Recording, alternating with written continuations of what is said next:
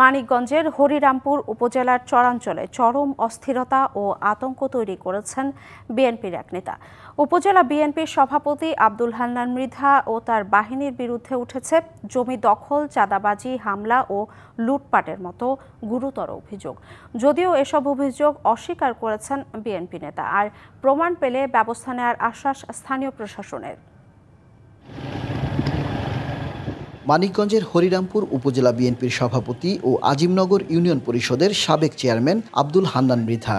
আওয়ামী লীগ সরকার পতনের পরই বেপরোয়া হয়ে উঠেছেন তিনি ও তার অনুসারীরা, এমন অভিযোগ স্থানীয়দের। ৮ মাসেই জমি দখল, চাঁদাবাজি, লুটপাট এবং নিরীহ মানুষের ওপর একের পর এক হামলা, এমন সব অভিযোগ রয়েছে হান্নান মৃধার বিরুদ্ধে।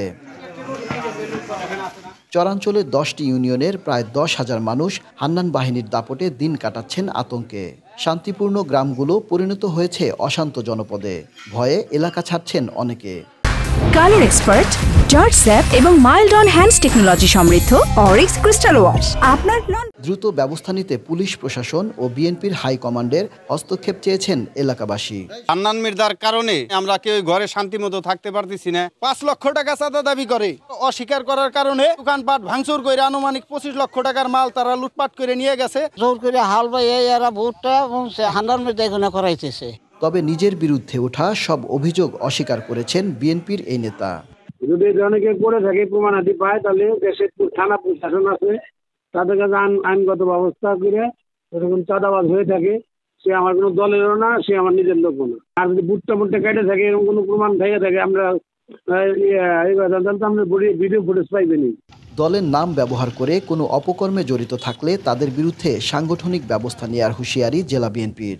বিএনপির কোনো নেতা যদি কোনো রকম অনৈতিক কর্মকাণ্ডে লিপ্ত থাকে, সাংগঠনিক ব্যবস্থা, কঠিন ব্যবস্থা নেব।